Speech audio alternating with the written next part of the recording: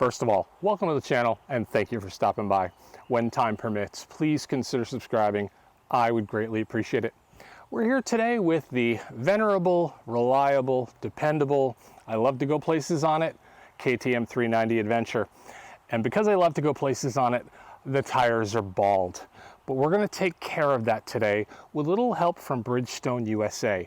These are the, let me get this straight because there's a couple different ones. The Batlax Adventure Cross AX41. Now, I've been running this as a front tire for about 4,500 miles, and that tire has seen better days, but it is absolutely far and away my favorite adventure tire, and I'm really pleased to be putting another one back on the bike. Additionally, I'm finally going to get the opportunity to try out the rear tire, which while I'm not expecting to get that kind of mileage, I am expecting to get some pretty amazing traction from it.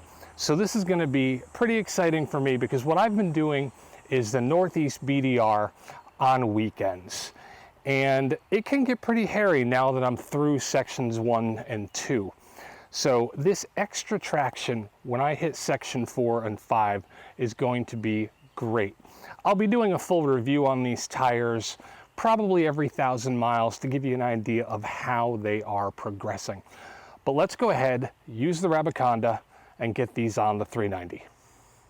Originally, I was just going to leave the Rabaconda assembled, put it in the Shelter Logic, and take it out when I needed it. Kyle Bradshaw told me, honestly, you'll get so used to assembling it and disassembling it and putting it back in the bag, it'll take no time at all. Well, I put it back in the bag, it took no time at all. Let's find out how long it takes to get it out of the bag. All right, Kyle, this better get easier every time.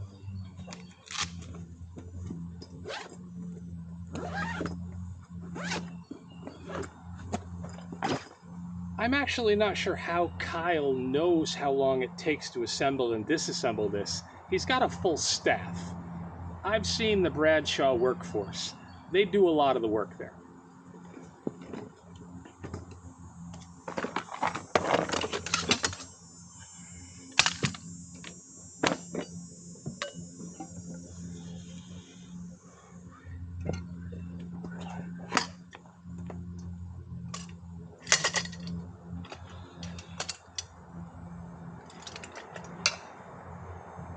Helps if you do it the right way. That'll come with experience.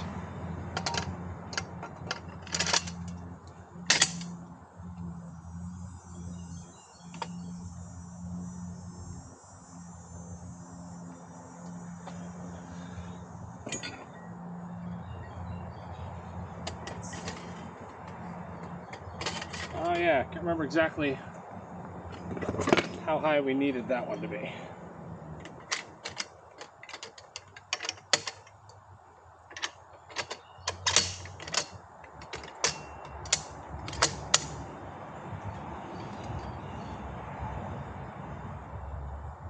Clips, remember those. We'll need you.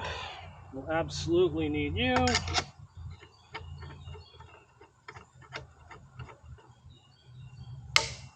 Those are strong as heck magnets.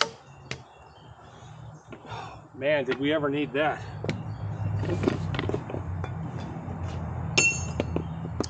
Oh man.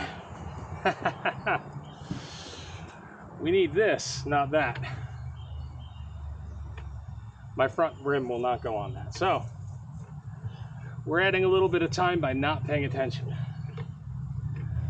Again, if I had a full staff like Bradshaw Industries,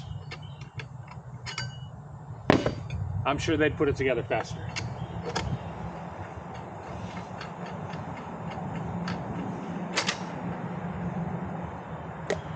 All right, that's it. Now we get a wheel. Honestly, that took 30 seconds if you're paying attention and not talking to a camera and not installing the wrong part.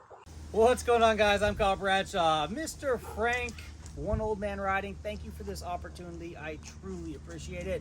Some of you guys know me as Kyle the Tire Guy. Others know me as @ManyBikes on both Instagram and on YouTube. Now, 2008, I picked up an R1200 GS Adventure, and the TKC 80 was about the only tire that fit on it at that point in time. Its performance was great in certain situations and was lacking definitely when it came to mileage.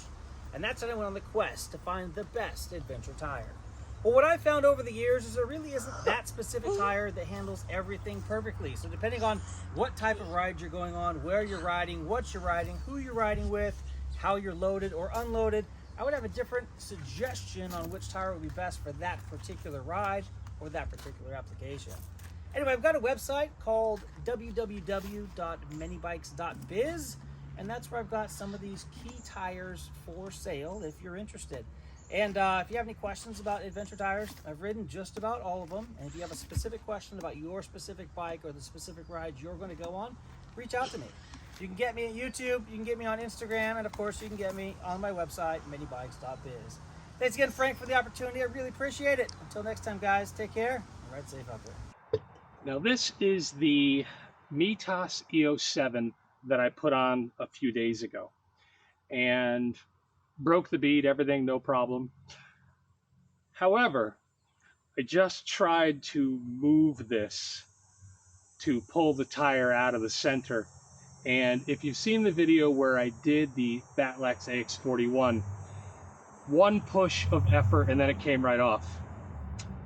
One push of effort and this didn't move it at all. This tire's firm. Woo!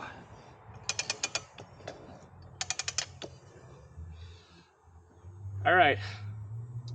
Your mileage may vary by tire because I'm going to say starting this tire off, and this is a really hard, this is a firm tire.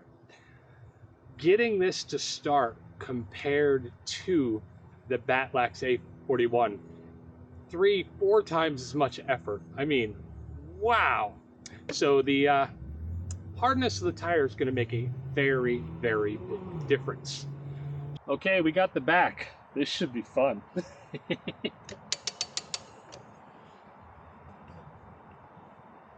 Oh, it's not as bad as the front. But it's not easy either.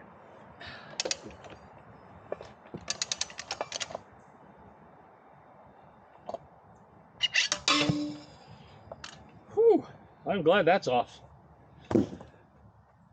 So I'm just gonna say, you guys out there using spoons to put on Mitas EO7 Plus tires, whew, you are a stronger man than me. I'm very, very glad that I have the Rabaconda for that, or I'd go pay a dude $35 to use his machine.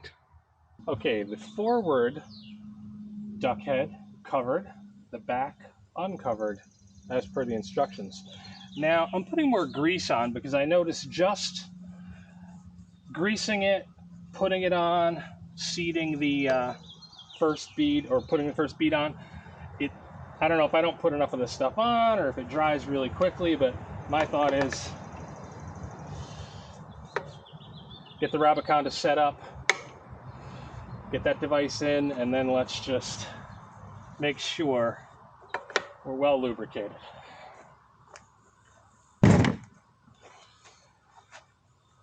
Now I have a second one of these. I didn't need to use it last time, so I may have to go find it.